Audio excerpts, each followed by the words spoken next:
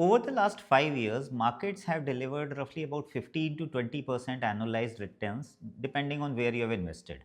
Some years have been more, some years have been less. So tell me one thing honestly, did your portfolio actually capture this fully? I mean, imagine this for a minute. You started SIP 5 years ago at say 20,000 rupees a month. And in those 5 years, your income would most likely have gone up.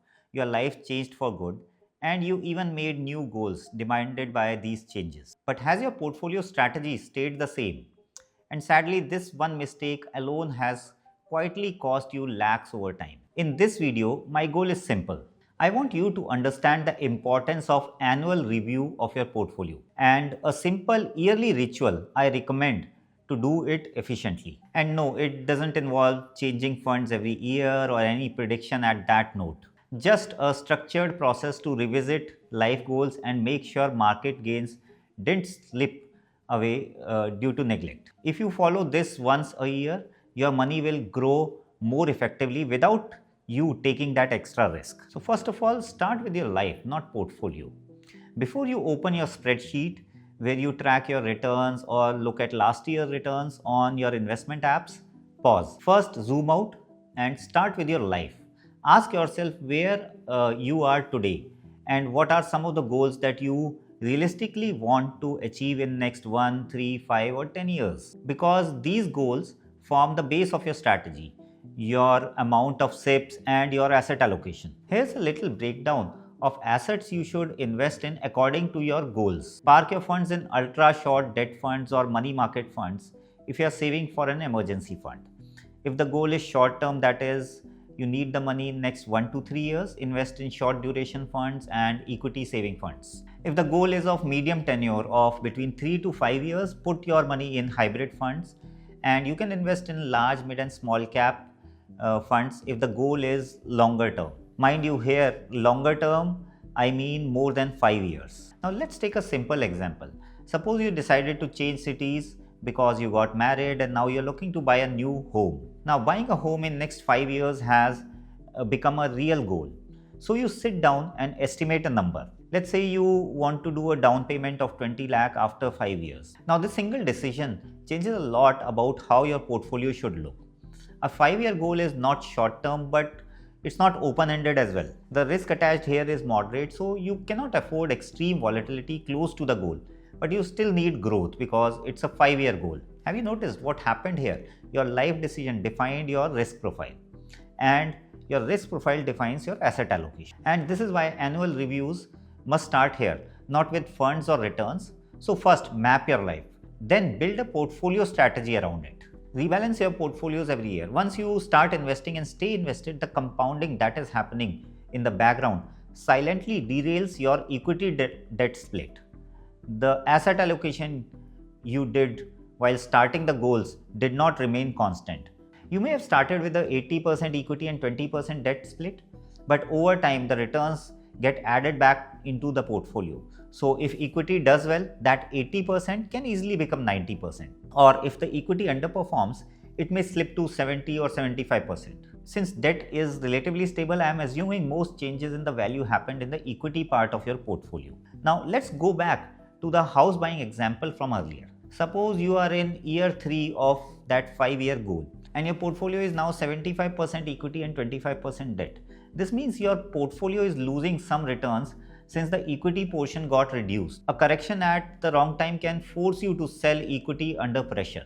And not to forget the taxes you will be paying while exiting a particular fund, which in turn will reduce your overall reinvesting capital. And that's why annual rebalancing matters. In this scenario, you might have to sell some equity portion post tax and invest it into the debt portion, or you can direct the next fresh funds only into the debt funds to restore the split to 80-20. Let's look at a small example. Suppose in year 3 your current equity part is 8 lakhs, loses 20% and gets shifted to 6.4 lakhs, while debt stays at 2.1 lakh, making the split 75-25. Ideally, the split of new portfolio should be 6.8 lakhs in equity and 1.7 lakhs in debt. So what you do instead is sell 45,000 worth of debt funds and add it to equity fund to rebalance. A very important detail here is that this 45k will also get taxed when you divest. Even though the absolute amount might be negligible in the overall corpus, you still have to take this into account, as this also affects your net gains on your investment. Each year, you reduce your equity by 20% and increase your debt component by 20% for the part of portfolio you are saving for this house down payment. As the goal gets closer, you also start preparing for what's next, parking near term money in ultra short duration debt or money market funds. And this rebalancing protects what you have built and prepares you for what's to come next. As your career progresses with time, your income certainly increases as well. And this increment is an important factor that decides long-term outcome of your investments. It's not really about how much it has increased, but what you will do with that increase. It's very common to upgrade your lifestyle with the increase in your salary. The extra cash gets absorbed into it. Your salary went up, but the portfolio contribution stays flat. When that happens, even a well-designed strategy delivers an average outcome. And you will know why. See, better planning comes from increasing the funds flowing into the portfolio as income rises. That can mean stepping up SIPs like linked to your house goal, or deliberately setting aside surplus cash every month. Earlier, we spoke about rebalancing the portfolio by moving money from one fund to another, but you can rebalance by introducing fresh money instead of selling to rebalance your equity debt split as well. This only works if you have some cash with you already. This is where the dry powder becomes important.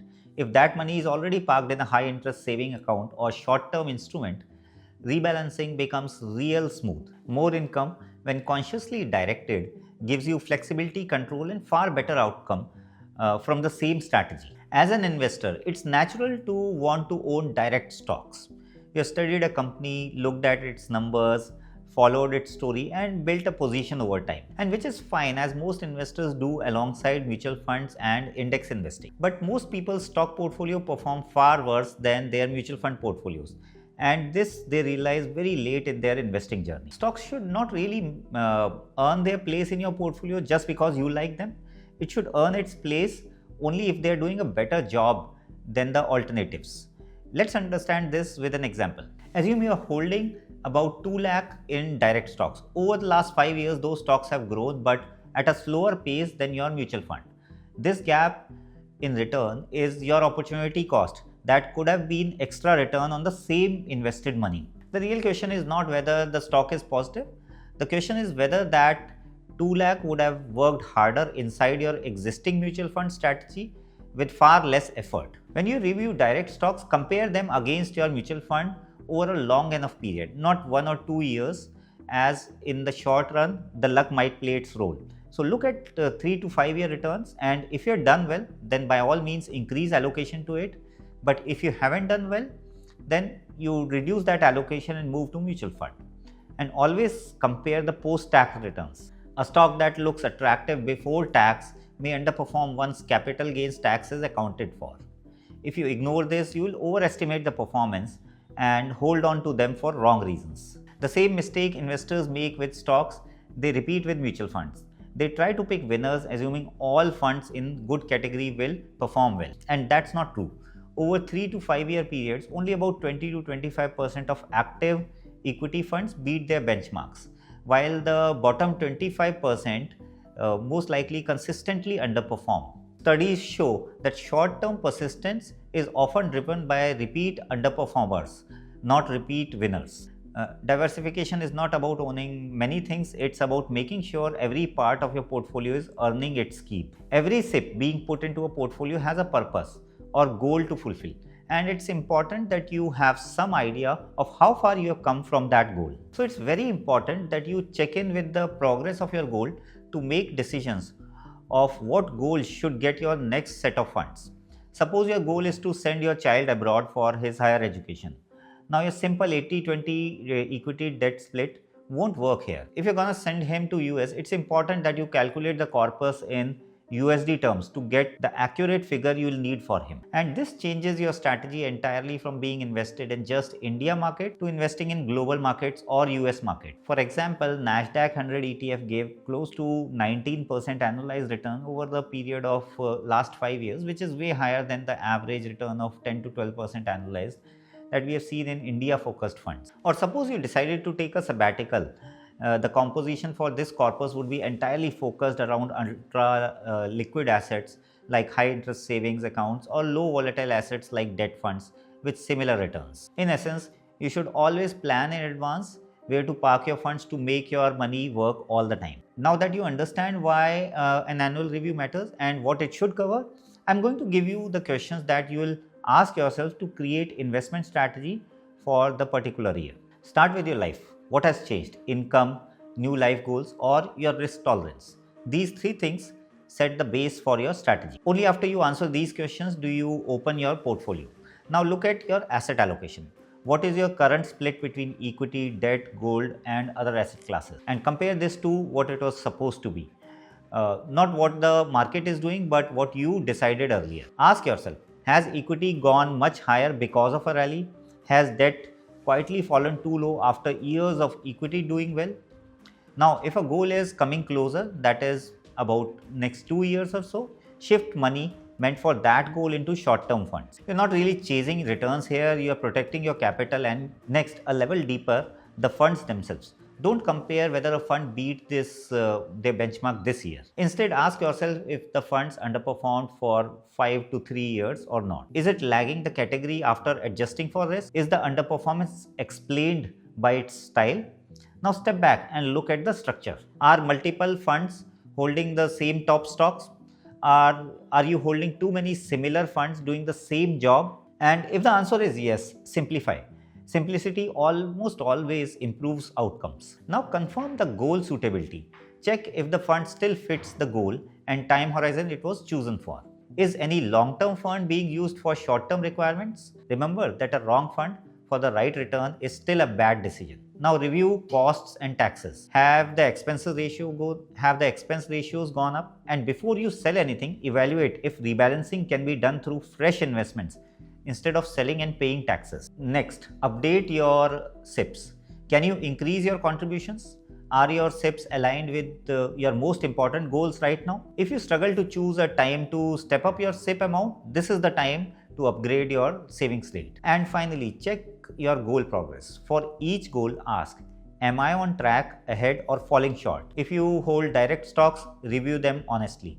Compare their performance against your mutual fund portfolio over last 5 years, not 1 or 2. And finally, end the review with decisions. Rebalance or not, replace funds or stay, and increase SIPs or pause.